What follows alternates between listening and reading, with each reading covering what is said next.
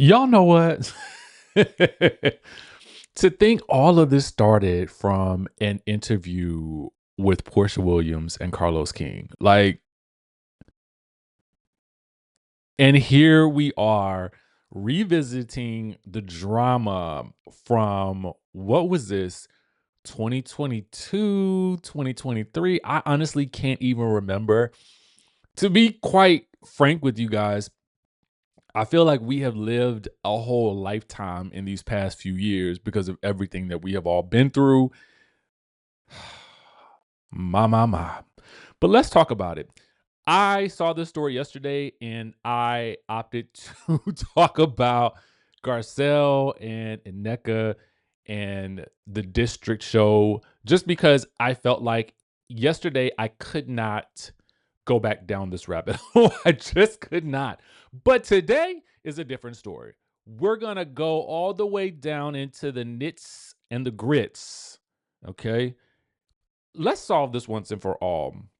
In the chat, y'all chime in. Do you prefer your grits with salt or do you prefer your grits with sugar? This grits conversation is going to come back up. So I just want to know, and I'm talking plain grits, right? Do you want butter and salt or do you want like a buttery sugar type of flavor with your grits? Settle this for me, okay? Settle it for me right now in the chat. All right, so let's dive in. So as you guys remember, Portia did the interview with Carlos King. She was asked about the situation with Simon and Falynn and how she ended up with Simon around the same time that Falynn was on the way out. Now, Portia stated that, oh, well, I didn't want to violate, her as a woman by talking about her being her expecting with JAYLEN and that being the reason for the divorce with Simon. She didn't want to go there. So, Falynn has popped up online and she's like, that's not true. She knows that's not true. And then Falynn has went on to detail her own version of events and how she believes that Simon and Portia first got together, or at least that they were together around the time of her filming The Real Housewives of Atlanta. Now, Simon has entered the chat and I wondered when he would. So he says on his social media, I learned my ex-wife was cheating from the nanny, not the CCTV. That only confirmed it. Meanwhile, you were both busy planning where to place a crib and a house I wasn't even obligated to pay under the divorce settlement, but did anyway out of kindness for your unborn child. Disrespectful clowns. So he had previously posted a video of this footage right here. I guess this is Falynn and JAYLEN entering the home. We had seen this before. I gotta say this too because I she's such a sweetheart. If you guys follow Tisa Tells, I know she also detailed everything that was happening in this situation during that period of time down to a T, okay? Down to the T of it all. So this is us clearly revisiting at this point in the present as a result of Portia and Carlos. Portia and Carlos, I blame y'all for this. I blame y'all for this. Do it again next week, okay? Anyway, Falynn then says, here you go with the cheating video on February 18th of 2021. Dang, it was that long ago? Of JAYLEN walking into the house after him and I went out. Let me remind you, you left me on February 14th at 7 a.m. to drive to Miami to meet with Portia and Shamia. Dang, that Shamia's always up in the mix, man. She is always up in the mix. Courtesy of Portia. Oh, Shamia. Anyway, and look at you now. You and I were separated at the time of that video of JAYLEN. Then there are the texts that she releases. Okay. Now, again, I'm sure these texts have floated out here before, and this is just a revisiting. But in the spirit of revisitations and visitations and whatnot, we're going to discuss them again. Okay. So this is apparently a text from Simon to Falynn. She's saying she did not. I will look into the issue. Then he says on the 18th, I can't figure out why the gate is still open. Maybe check with Uncle. How does he get the trash bins out on Thursdays? He may be holding the gate open with the trash bin and causing it to stay open. Oh, okay. Gate is closed now, he says. Uncle, allegedly, this is him.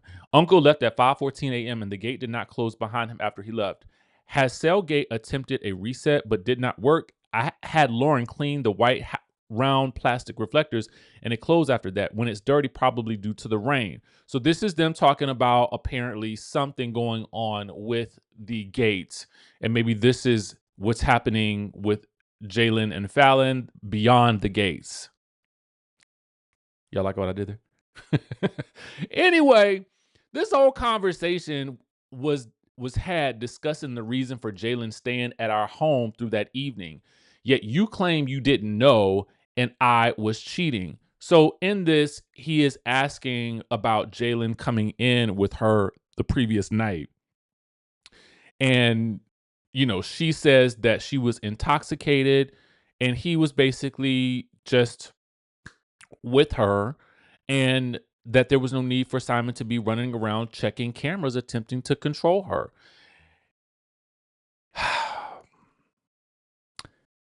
They continue. She says, we had already begun making plans for a move out to occur. Okay.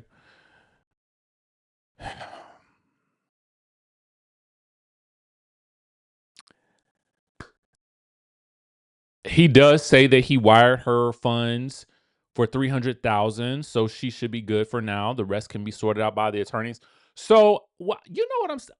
Here's the thing: 300,000 is nothing to squawk at. So, I mean, I don't know the specifics, and I just can't be bothered to read all of the threads at this juncture again.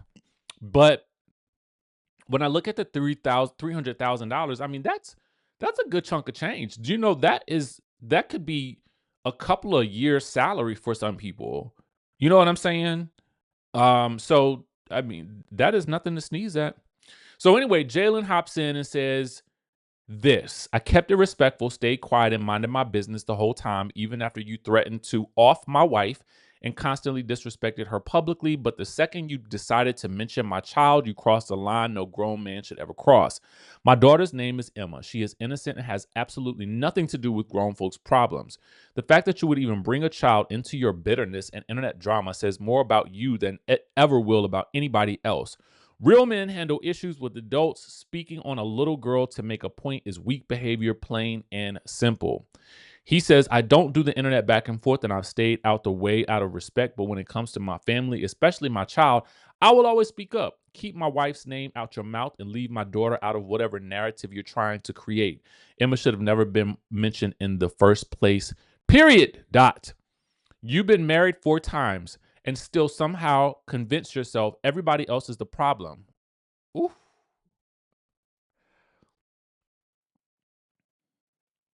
Ooh. Mama. At some point, you got to stop blaming every woman, every relationship, and every situation around you, and realize the common denominator has been you the entire time. That lack of accountability is exactly why history keeps repeating itself.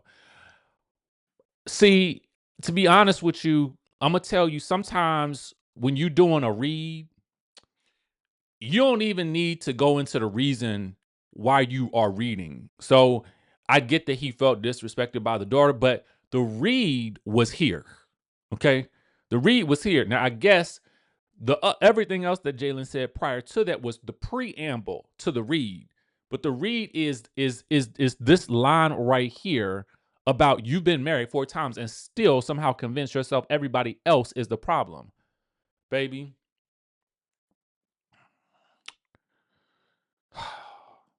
Ma.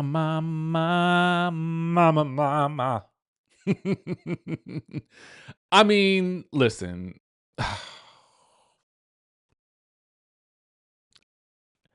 this this this situation, I feel like this. I'm sure, Simon, you are living your best life in Dubai, Nigeria, wherever you may dwell. I don't know.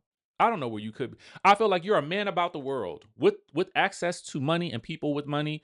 And I do feel like some of this at at his level. I guess having a lot of money does not prevent you from being petty. I mean, because yeah, I mean, you think about it a lot. There are a lot of people with a lot of money that are super petty. But for me, I would just kind of be like, I'm not even.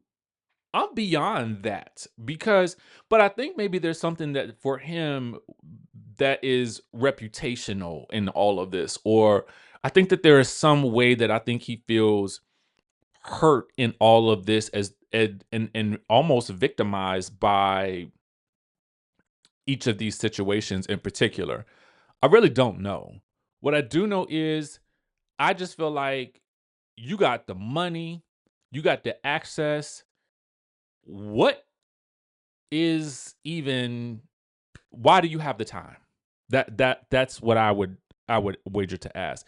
And I get it. It is about perhaps also ego pride or reputation. But at the end of the day, it's kind of like that's drama that's going on in another country that I'm not even in, and I got money and I can move about how I want to move about. Psh, baby, put me on the next private jet. Meanwhile, let's talk about Belle Collective Birmingham real quick. Stormi and the gang. Y'all remember Candy and the gang? All right, Stir the Pot, Taste the Mess. It's season 1, episode 5. Tiffaney feels betrayed after opening up about her past. Stormi returns home to a shocking discovery. Amber reaches a breaking point after an unexpected turn, and Kylin is ready to cross a line after Kayla's crossed hers at Galentines. To be fair, I was literally working most of last night trying to get some things done. So as I was working, I was also tapped in, tuned in with this. And I'm going to hit the highlights for you guys because I do feel like the highlights are definitely, we need to get into them to have a real truthful conversation about the Tiffaney and the Stormi of it all in this moment. We're still at was it the Black History Institute? I cannot recall where we were, but we were at some place significant. And the other ladies could not make it. So it is literally Tiffaney and her friend Kendra. And I think it's Stormi and her friend Chanel. So they're all there. And Tiffaney has confronted Stormi about, I wanted to address you about what you were so bothered by. Sonetta told me that you were bothered by something I said. So what was it? And Stormi was like, well, what did Sonetta say? Well, she told me you was bothered by something I said. Well, what's Sonetta say? Well, that you were bothered, and I wanted to know what bothered you. Eventually, I mean, as we circle the drain with this, I ain't gonna lie to y'all. For me, I'm gonna just cut to the chase. But Stormi got a little petty in her too. So I kind of feel like Stormi was being a little bit petty because I feel like one, if she didn't say anything to Sonetta, she's probably thinking to herself, what did I just walk into today? Again, a result of filming previously with Love and Marriage Huntsville, which I'm sure of. But we also seen a little bit of petty from Stormi from Love and Marriage Huntsville as well. So this was a reminder that Stormi can be petty. Okay. So that I felt like that was a little bit petty because we could have cut to the chase and we could have said, listen, yeah, I was bothered. Now I'm gonna have a sit down ponderosa with Sonetta about telling my business because if I wanted to address this with you, then I would address it with you personally. But right now you are non-MF factor in my life, so I don't have to address anything with you until I see you again. And even if I do see you again, maybe I just might maintain a bit of distance between you and I because I don't really like your energy anyway. So it could have been that, right? It could have been just that. And I think that would have been even more interesting. But instead, we go around the merry-go-round, right? Which could be frustrating. I definitely understand that. That could be very, very frustrating because if Tiffany's genuine goal is to resolve, then it's a preventative block from being able to resolve it. But I also think that Tiffany has a tone problem and a bit of a I don't want to call it. I think sometimes that she can present as holier than thou, and I think that that causes some issues for her sometimes in the way that she speaks to people. And I think that the people around her are probably used to it and they don't read into what she's saying. They just know that she's just like that. To me, I could probably be around Tiffany and she would make me laugh, right? It would be funny to me because I'm like, girl, why are you so like why are you like this? But I could take it because but that would be after knowing her. Not knowing her, I could see why that whole mop the floor, mop aisle 10, mop aisle 4, mop aisle 5, mop, bop, bop, bop, bop, bop, bop, bop. I could see why that could be like a little bit like, you trying to test me right now? Is that what you're trying to do? Based and especially because you knew how Stormy knew how things went with Foamy, right? And in the dog situation, and Tiffany just got a way about her. She is super blunt as well. And it is what it is. So it's just a clash right now. It's a clash. But things don't get any better as Chanel and Kendra also try to step in. Stormy tells Kendra, I'm not talking to you. You look pretty. Go just go stand over there and be pretty. I'm talking to her and she got it. Okay. I was like, "Dang, ain't that the mayor's wife or something like that?" Stormy just sit down, mayor's wife. And anyway, but it is also to me Chanel's faces. You have got to have on reality TV someone who knows reality TV face. Okay. What does that mean? If you ever watch someone who is good at this, although she's to me not the best at her job these days, somebody who's very good at that is Kyle. Phaedra's also very, very good at it. Dr. Wendy Acefo is good at it. It's this big reaction, these faces that the camera can zoom in on to catch what like the that emphasizes what just happened, that it was significant. These little silent moments of nonverbal communication that make a big difference in our viewing experience, and they trigger us to understand that, oh, that was a read. Oh, that was a burn. Oh, that was shocking. Oh, they're the darkness. When Tiffany says, I see right through you, that conversation was going absolutely down the drain from there. If it was circling the drain before, it went down into the bottom barrel of the drain. Then at that point, Tiffany's like, well, you know what it is? I see what this is. I see what this is. The light and the darkness cannot coexist, and the darkness cannot stand with the light. Hallelujah. Yes. Girl, give me my Bible. Give me my Bible before I beat her upside the head with this Bible. It turned in that direction. And here's the thing: I'm not saying Tiffany's all wrong in this situation, but she ain't all right either. Stormy ain't all the way right in this situation, but she ain't all the way wrong in it either because the goal is at some point they're both like Tiffany apologizes, for offending Stormy. And Stormy tells her, like, don't try to be funny with people that you don't really know like that. And I do say this all the time to y'all, like, don't do familiar things with unfamiliar people because you don't really know them yet, right? In that regard, when you're first interacting with somebody, you can't be so familiar that you joke with them in a way that you would somebody you actually know, because you don't know how that person's gonna take it, and you don't know what kind of day they're having, and you don't know what that means to them. So you got to kind of, I'm not saying dim yourself down, but just don't give yourself to any and everybody in terms of your energy and that light. Now, sometimes that light is just going to spill out because it is what it is. And if they can't take it, they can't take it. But if you direct that energy directly towards them in the joke, then now you got to be prepared if they can't take it for the aftermath of what that could look like. Now, I think the issue here. And of course, we got to make some TV. So it made it. So the other thing is that after Tiffaney apologizes, she's like, well, you know, and Stormi says this, just don't offend me.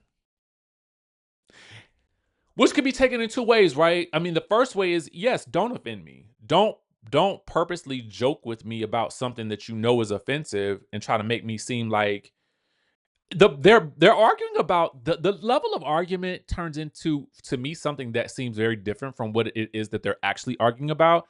What they're arguing about to me seems more like don't don't dismiss who I am as a person by thinking I'm about to be running around here mopping the floors.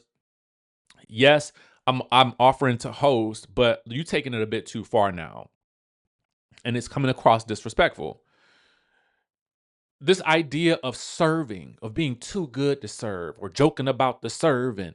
It's we are here to serve the people. Serve the people. What are we talking about? Okay?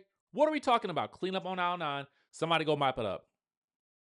That's where I feel like we're at this point. And so the conversation just disintegrates because Tiffaney still thinks it was funny. So anyway, that's that. You know, Stormi is building a house for her mom. We do not see Fumi in this episode, which is very unfortunate, particularly for Kayla. Kayla, oh God. Oh God, Kayla. Ooh, girl. Kayla is, you need this type of person on a reality TV show, but it's just unfortunate. Kayla steps in her own poop. You know what I'm saying? She really does. She is like little fires everywhere, in my opinion. She sets little fires and then she's like, oh my God, the house is burning. Like, did I do that? Oh, tears. It's kind of like, number one, she is in the hot seat because Kayla, which is Amber's niece, is still upset that you joked in front of the group that it looked like Kayla had done some lines or something, and then you put it on social media as well. So the joke didn't just last from inside the live that day. It then went on to social media. So you took this joke here and there. You shopped the joke around. You shopped it around. You shopped it around the major outlets. You were trying to see where it's going to land. Can I put it in Target? Can I put it in Walmart? Let's put it in the Belk Leggett. Can we put it over here down at the Sephora? Can we put it in Kohl's? Can we put it in Kmart? Aha, I know. We'll put it in the Safeway. We'll put it in the Wawa, the Sheets, the Loves. We'll get it in all of the truck stops. We'll get it everywhere. We'll put this joke anywhere we can find a place for it to land. Girl, stop. Like, you said it once. Did you need to go put it on social media? Like, and then say, when confronted, oh, I'm having a bad day. Oh, girl. I'm going to get to that, though. But first, she's at lunch with Tiffaney. Tiffaney invites her to lunch. Tiffaney does, for her part, is making an attempt to get to know Kayla. But Kayla's very much like, is very much like, I really could have stayed at home, but okay, I'm gonna go eat. And I think that Tiffaney does a good job of trying to open up to her and get to know her and really understand who she is. I thought that that was super nice. She, of course, brought Kendra along with her. And along the way, Kayla begins to ask about how the event went that she didn't make it to, where Stormi and Tiffaney had the confrontation. Now, Tiffany's already a little cagey about talking about the situation, most likely because she knows that Kayla and Stormi are pretty close. So she is very hesitant to kind of make that move in terms of the conversation. So she gives very few details. And she basically tells Kayla she doesn't want to have a conversation with the other Bells about it. She'd rather talk to the person about it, which I thought was also fair. And Kayla is still trying to understand the mop of it all. But the flashback, see, I was almost with her in her questioning, but the flashback shows Sonetta telling Fumi and Kayla about the mop situation and Stormi being offended in the van. So you already knew what the mop situation was. If you wanted to know what happened, then the better person probably would have been to ask would be Stormi. But again, Kayla, maybe she thought that Tiffaney was going to open up to her about it because they had been having such deep conversations. But man, let me tell you something. Kendra is tearing Kayla up. She's ready to go. I do like that Tiffaney sat there politely and was like, "I'm gonna pay for a brunch. Um, this did not go the way that I thought it was gonna go. I see what you're trying to do." And I respect Tiffaney for the way she moved in that situation. I really do. I respect it. I give her props for that. So Kayla gets outside and does not wait to get into the car like the rest of us would do.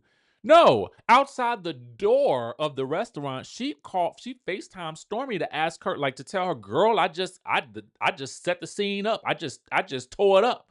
I just set this stage on fire.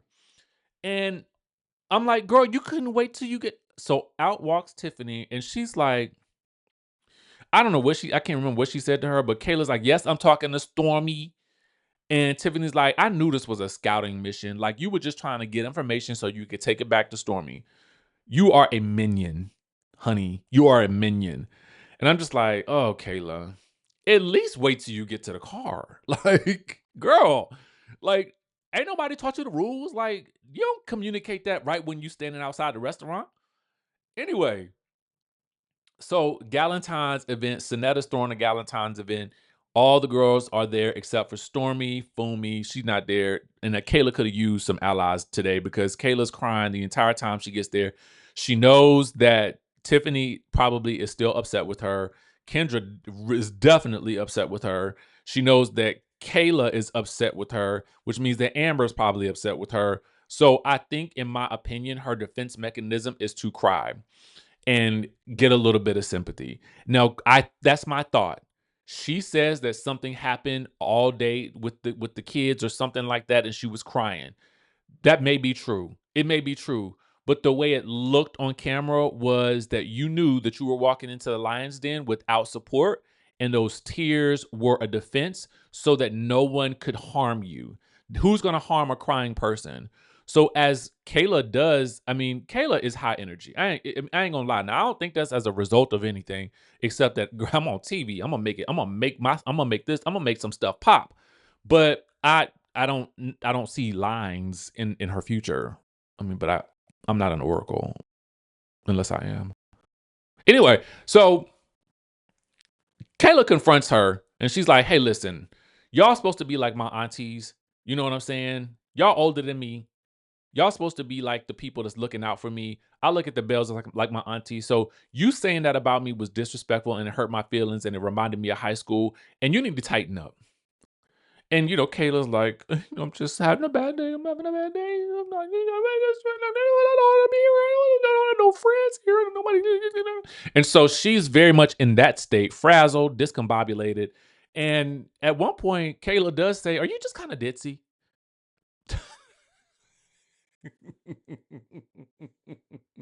Who says that?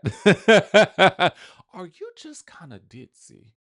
Like, I mean, at the end of the day, Kayla offers to hug it out and gives her a paper towel with her face on it. And so, off we go. Tiffaney has just determined she's not talking to her, so it is what it is on that front.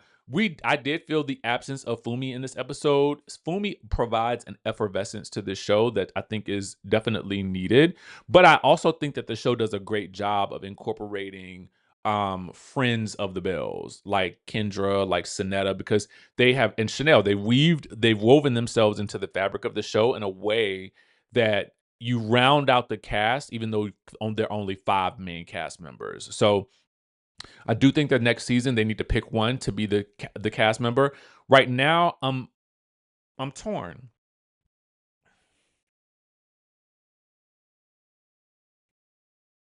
Sonetta seems to have the most integration with the group.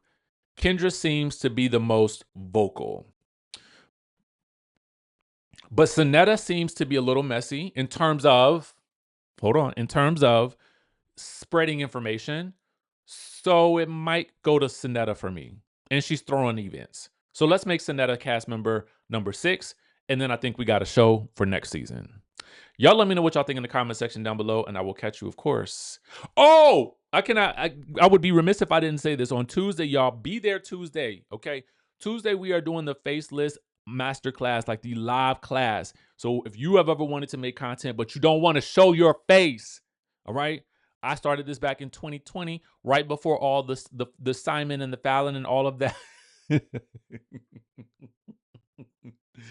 And I will tell you my story on what happened to me when I first started. I'm going to give you the pitfalls that I experienced. So I'm going to take you behind the scenes. I'm not going to leave any stone unturned. I'm going to show you what it looks like when you start a channel, when you stop a channel, and don't finish what you started, what could happen and what you could be missing out on.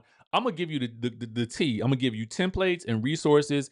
Everybody who attended the class got everything that I have and that I showed them. So trust and believe. You want to be in the building, okay? You want to be in the building, and you want to be able to ask the questions. So it's going to be 90 minutes live, and I'm going to be demoing examples for you guys and how to make those, how to do this thing. I mean, listen, the worst that could happen is you come away with a bunch of information and a bunch of templates that you could use the very next day to start doing this thing and start potentially, I don't know, maybe not even going to work at some point one day. All right. So with that being said, tap the link in the description, or it'll be in the first comment of this video, and I will catch you in the next video.